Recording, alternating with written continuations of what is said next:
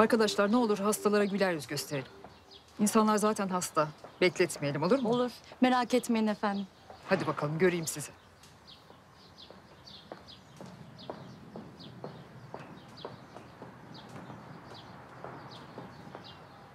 Bahri Bey merhaba. Merhaba. Nasılsınız? Size teşekkür etmek için bir türlü fırsat bulamadım. Desteğiniz için çok sağ olun. Rica ederim. Ne demek? Bahri Bey eğer bu akşam işiniz yoksa bize davet etmek istiyorum. Biz her ay arkadaşlarla toplanıp fasıl yapıyoruz. Gelirseniz sevinirim. Davete icap etmemek ne mümkün. Hele ki siz davet ederseniz. Sevindim. O zaman akşam 8 gibi bekliyorum. Hay hay. Orada olacağım. Görüşmek üzere. İnşallah.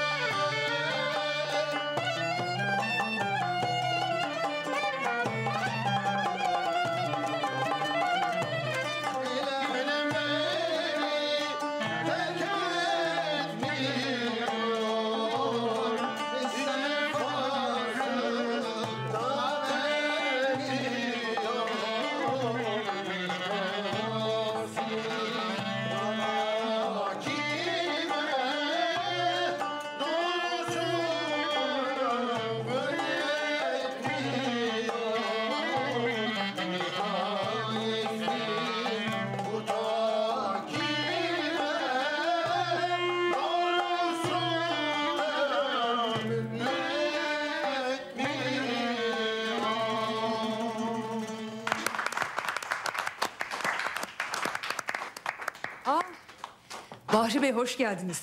Sizi çok kıymetli bir dostumla tanıştırmak istiyorum. Bahri Bey. Memnun oldum. O Barbaman. Vay Kamil Bey, nasılsınız? Teşekkür ederim. Siz nasılsınız? Teşekkür ederim. Siz tanışıyor musunuz? Zamanında Maksim'in hatırlı müşterilerindendi Bahri Bey. Ya onlar eski mevzular. Şimdi boş verelim.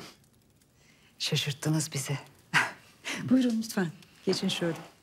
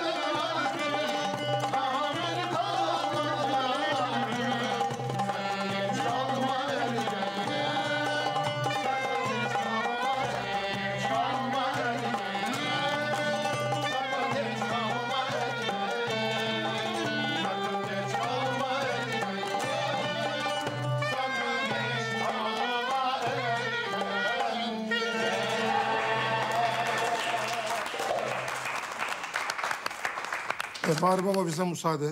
Gönlünüze sağlık. Ben de müsaade alayım. Ha, lütfen. Ben misafirlerimizi geçirip geliyorum hemen.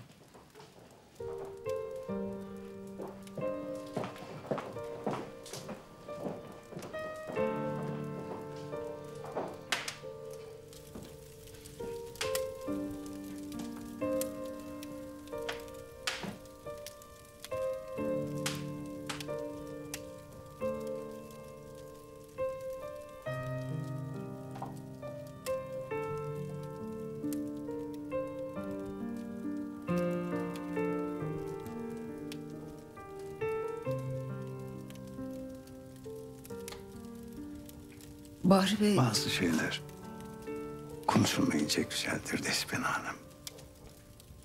peki konuşmazsak nasıl anlaşacağız? Cahiller konuşarak anlaşır.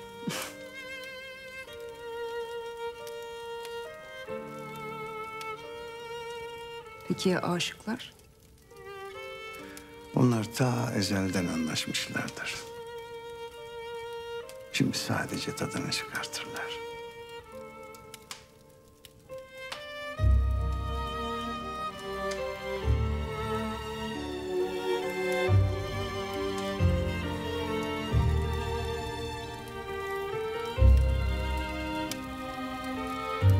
Öteki odaya yerleştiler. Şimdi sen yerine bakarsın, olmadı değiştiririz. Tamam. Selam. Hoş geldin. Hoş geldiniz. Hoş bulduk. Hayırlı olsun. Çok teşekkürler, çok zarifsiniz. Afiyet olsun. Hadi gel bir kahve içelim hadi. Despina Hanım, Benim çiçekler sizin için. Hemen imzalayayım. Gizli mi hayran bu? Çok da gizli değil gibi ama bakacağız. çok teşekkürler, sağ olun. Baki kalan bu kubbede hoş bir sadaymış.